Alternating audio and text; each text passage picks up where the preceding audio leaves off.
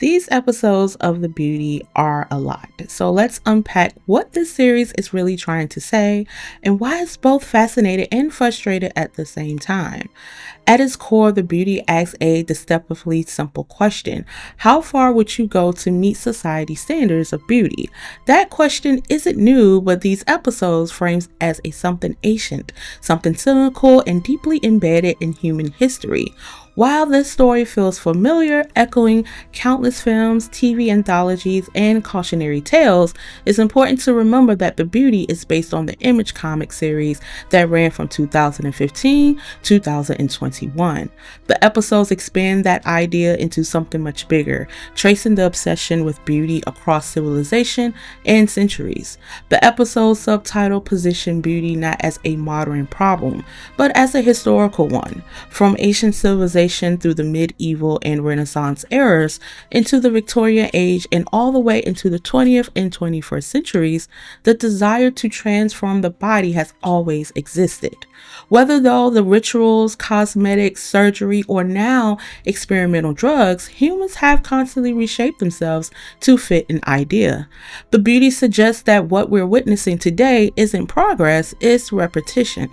That idea becomes personal through its characters, particularly Jordan and Germany.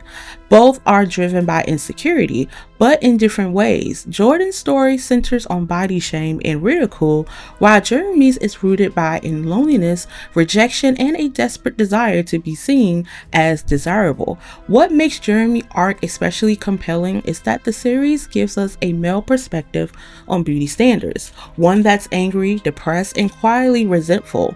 His transformation isn't just physical, it's emotional, and that's where the show is at its strongest. One of the most striking metaphors appears when Jeremy is shown as a cocoon-like state. The imagery is unmistakable, the ugly worm dissolving into something beautiful. It's a familiar symbol, the butterfly, but here it's unsettling. The transformation isn't natural or earned, it's forced. Beauty becomes something extracted through pain, fever, and bodily collapse rather than growth. The series repeatedly reminds us that perfection comes at a cost. Episode 2 and 3 deepen this idea through symbolism, particularly with the word Nefer. In ancient Egypt culture, Nefer meant far more than physical beauty. It represents goodness, balance, perfection, and more virtue. A pair of ideas state of being. The terms appear in names like Nefertiria, the beautiful one has come, and Nefertiri, the most beautiful companion. What's fascinating is that Nefer could also mean zero or level zero in accounting, a state of potential. By invoking this symbol, the series seems to argue that beauty has always been tied to worth, purity, and power, and not just appearance. Where the show diverges significantly from the comics is it in the treatment of the beauty itself. In these episodes, it's no longer sexual transmitted. Instead, we're introduced to a different strain, one created by an exorbitant wealthy man known as the Corporation, played by Ashton Kutcher. His version of the beauty is an injection control, exclusive, and seemingly stable. This reframes beauty not as a plague, but as a luxury commodity, something owned, regulated, and enforced by the elite. And enforcement is key. Entering the assassin working Brian, a group tasked with eliminating anyone who breaks the rules, and Brian is 65 years old. At this point, the beauty stops being about self-improvement and becomes about control.